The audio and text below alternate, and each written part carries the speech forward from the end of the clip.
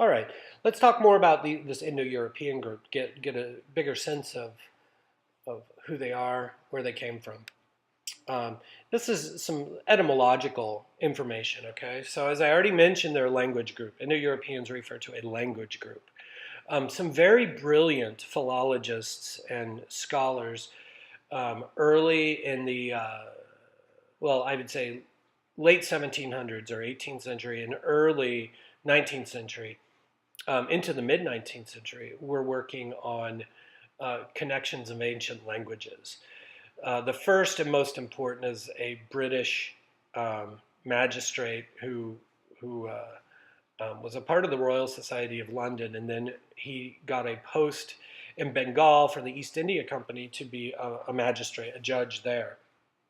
And he founded what is known as the Asiatic Society of Bengal, where he brought together academics interested in looking at the ancient wisdom of India. And it is at this time he starts to study ancient Sanskrit. He has a Brahmin.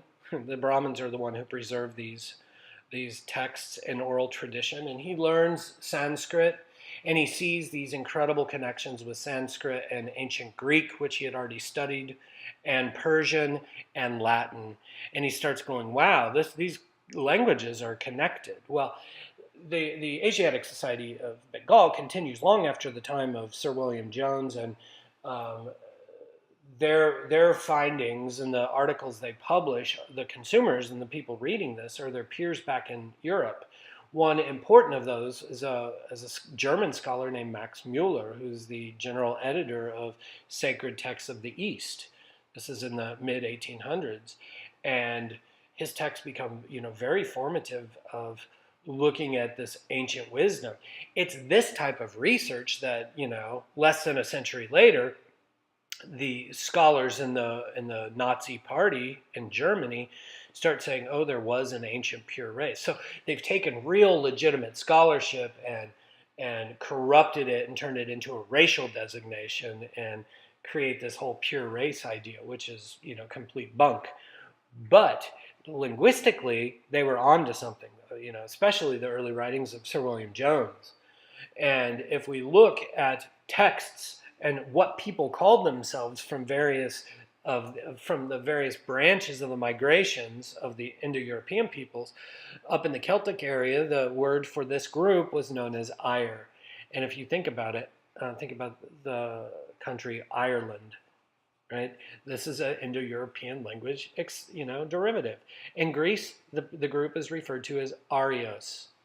In Persia, it was referred to as Iran. And after the overthrow of the Shah of Iran in 1979, the Ayatollah Khomeini renames it the Republic of Iran, goes back to the ancient word for that land.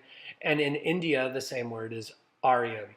So you can see these are all phonetically the same word, just refer, in different geographical contexts. So interesting etymology. Now, not just language, we can also look at the mythologies, and this is really just as informative to say that they come from the same extraction. I mentioned the other day this kind of research is important because you have these Hindu nationalist scholars who are saying that after the discovery of the Indus River that, oh, this is evidence that all the wisdom and greatness came out of India and spread to other places.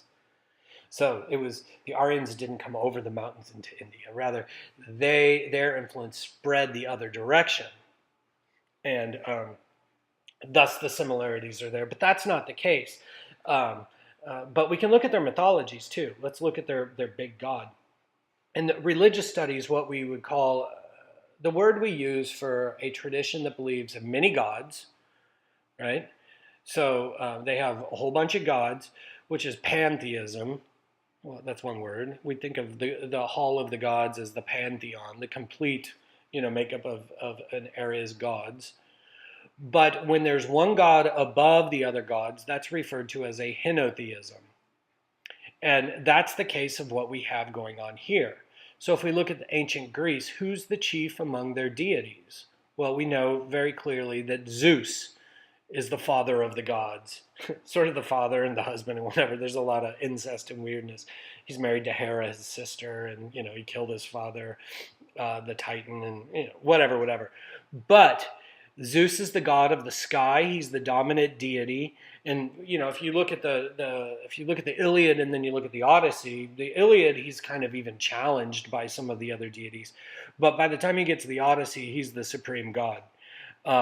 He's the god of the sky. He reigns over Mount Olympus. He's got the thunderbolt. That's Zeus. Now, who's Zeus's counterpart as after the emergence of Rome? It's Jupiter. So Jupiter is Zeus.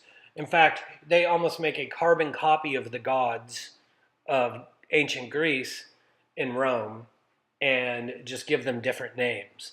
But the names are still similar, and I'll show you, because the Aryan god of the sky we know from the early portions of the Rig Veda, the oldest of the four Vedic texts. His name is Dhyas Pitta. Dhyas is Zeus. He's the god of the sky, the overarching god of the sky. Pitta is just a word for father, or big great father in this case. In Sanskrit, the word for father, the actual exact word is Pitar. So, and let me push this a step further. If you talked about your mom and dad in modern standard Hindi, you would talk about your Mata Pitta. Mother, Mata, Pitta, father.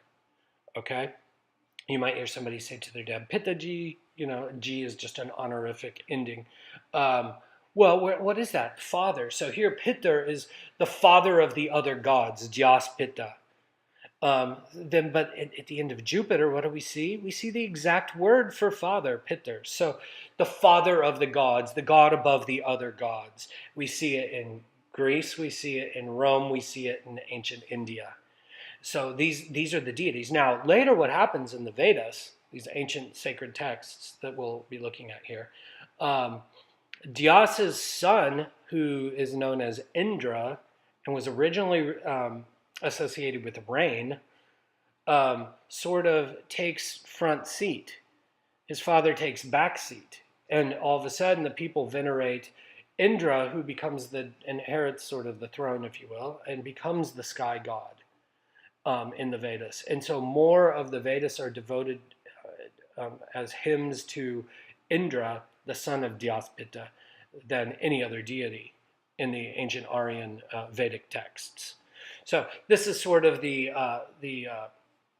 way all of this unfolds historically. Very interesting. But the similarities are obvious and intact, and here they are. These are the Indo Europeans. So here's an image of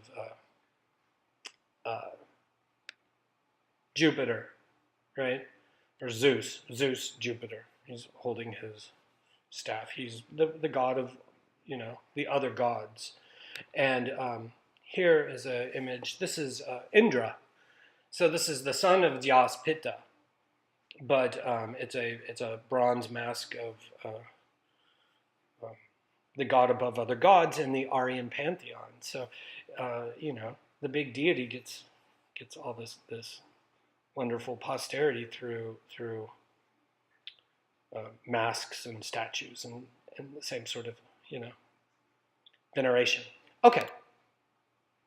Now, the migrations, again, here's a different map. I like this map. I've been using it for a long time because it shows the Doric people. This is the Arios, these later known as Dorians, who make their way into Greece. This migration, the ancestors of these people right here, the progeny, their descendants, become what historians call the Mycenaeans, what Homer in the Iliad and Odyssey called the Achaeans. So this is Agamemnon and Odysseus and Achilles and all of these different Greek warriors talked about in the Iliad who crossed the sea to attack Troy. In the Iliad, these are Indo-European descendants, just as are the people up here who make their way all the way up into Central and then eventually into Northwestern Europe, even into the Scandinavias. So a lot of those mythologies look super similar. There's a reason, Their oldest stories sitting around campfires were right here. Then they move down into the Iranian plateau, eventually across the Hindu Kush, down into India. There are groups that move into Central Asia, and they come into our story of the history of India later. Um, like the Kushan Empire are Indo European speakers, and they will be chased down into India eventually by the Huns. And the Kushans set up an incredible empire, and they're somewhat responsible in the first century of um, securing trade lines such that Buddhism makes its way out of India into East Asia, which is incredible, changes the world. Uh, but everywhere they go, this language, these Indo-European languages mix, and words get fixed into the lexicon of different places. So here are just a few things. Hindi words that have entered the English language, or words that we can recognize in Hindi as well as in English. Bungalow is a word. It refers to a type of home, right? Um, I lived in a bungalow in Waldo. Pajamas, you know, we wear our PJs. When we were little kids, our parents would say, okay, kids, go get your PJs on, right? Pajamas. But in India, pajamas is a type of clothing, thin, nice clothing that you would wear not to bed, but out in the open. And if you go to India, especially in the summer, you will see men wear pants. Rarely will they wear shorts, but they'll often wear pajamas because it's hot there. So you wear thin linen clothes, and they're not bed clothes necessarily. They're clothes. Another word, tug or thug. Sorry, I used the Hindi accent. A thug, we think of thuggery, or we think of someone who's a thug like Fonzarelli from the Happy Days, right? Or whoever, these thugs, they're gangsters, or they're biker thugs, or whatever.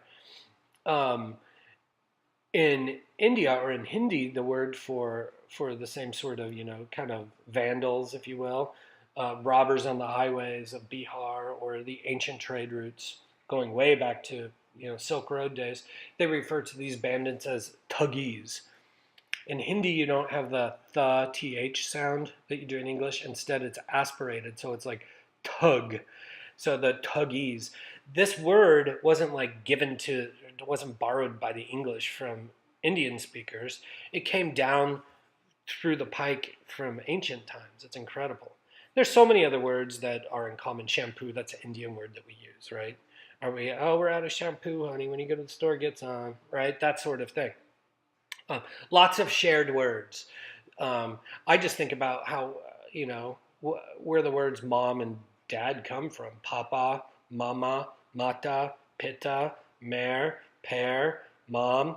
Um, I don't know. Dad doesn't really fit in there. But you get the point, right? Some of these basic words in most Indo-European derivative languages are similar and very different in other languages that aren't Indo-European. So, okay, moving forward.